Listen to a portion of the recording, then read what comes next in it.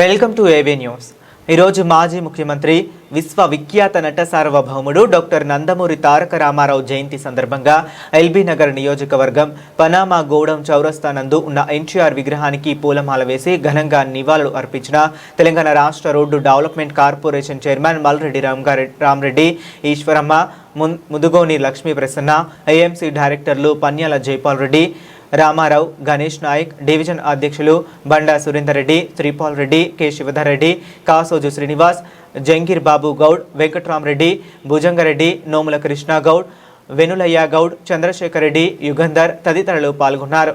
అన్న ఎన్టీఆర్ పేదల పాలిట పెన్నిది, తెలుగు జాతి ఆత్మ గౌరవానికి ప్రతీక. ఆయన ఆశయాలు, ఆదర్శాలు మాకు స్ఫూర్తి. ఎన్టీ రామారావు 103వ జయంతి సందర్భంగా ఎన్టీఆర్ చౌరస్తాలో మరి ఈరోజు ఎన్టీ రామారావు గారికి నివాళులు అర్పించుకుంటూ, మరి ఎన్టీ రామారావు అంటే నిజంగా రెండు రాష్ట్రాలలో కూడా ఒక మార్పు తీసుకొచ్చిన వ్యక్తి. ఆ రోజు తాలూకాలు తీసి మండలాలు చేయడం కానీ, బడుగు బలహీన వర్గాలకు రిజర్వేషన్ కల్పించడం కానీ, ఎంతోమందిని కొత్తగా రాజకీయాలకు తీసుకొచ్చి ఒక ఒరవడి సృష్టించిన వ్యక్తి ఎన్టీ రామారావు అని ఈ సందర్భంగా మనవి చేస్తున్నా.